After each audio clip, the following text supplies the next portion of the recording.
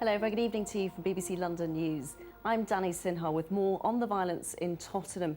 Scores of people have been left homeless after fires destroyed several buildings in the riot. Many had to flee with just the clothes they were wearing and have now lost everything. And Tottenham wasn't the only area which suffered, as Nicola Pearson reports. Until last night, people used to live in this building. It is now just a shell.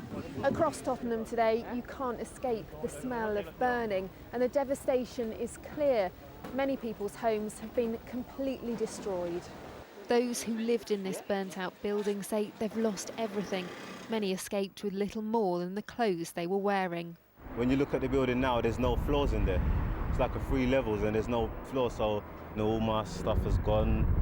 Electrical goods can be replaced, but I got my kids' stuff in there, photos of my girls and my boys, and it's just, I don't even know what to say. Neighbours say they couldn't believe what was going on. My wife is 7 months pregnant, so I drove her out because of the smell of burning. By the time I came back, this was on fire. I was concerned. I thought there was about a 50% chance that our house could actually catch fire as well.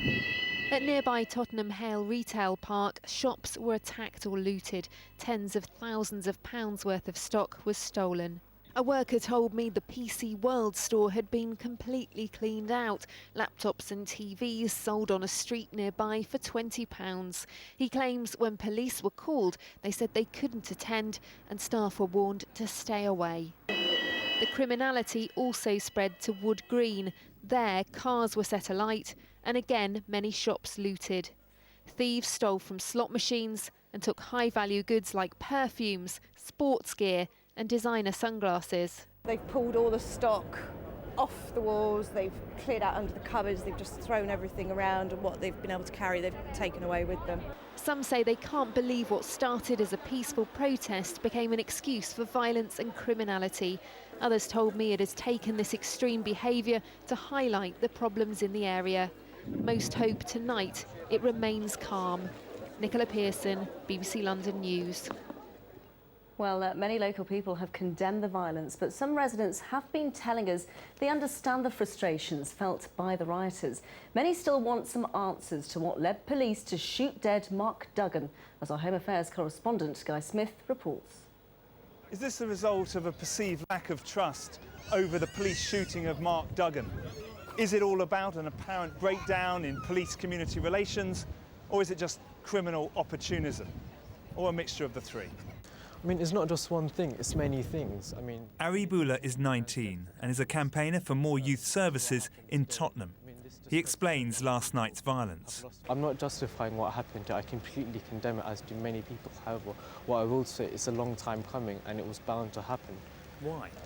Because many feel that they've been neglected. I talked to others this afternoon here in Tottenham and asked them, even if things were that bad with the authorities, was rioting justified? Rioting is the answer, yeah. The last time we had riots in Tottenham in 1985, they built a nice big swimming pool.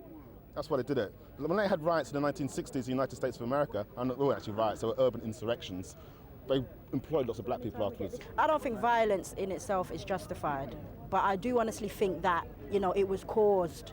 I mean, every action has a reaction. It was caused because of the fact that the police just refused to give answers where answers were due. There's always casualties, and those casualties were not involved in it. And the people who were... Is that justified collateral, though? Personally, no. This young woman believed community relations with the police had improved, but still needed a lot of work. I thought that this area had moved on. It's obvious that there is still a lot of resentment towards the police, and I think now's the time for community leaders to come forward.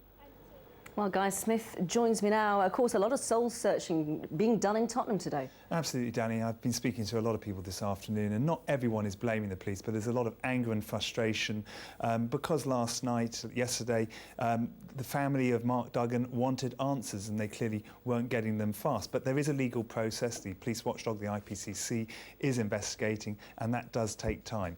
What we've learned later this afternoon is that there is a major police investigation. 48 people have been arrested. They're looking looking through CCTV, officers are taking witness statements, and they're really assessing how much damage has been done. We've just learnt that Boris Johnson is on holiday. He isn't actually coming back because he says he has full confidence in the police. Guy Smith, thank you very much. Let's get a check now on the weather with Wendy Hurrell.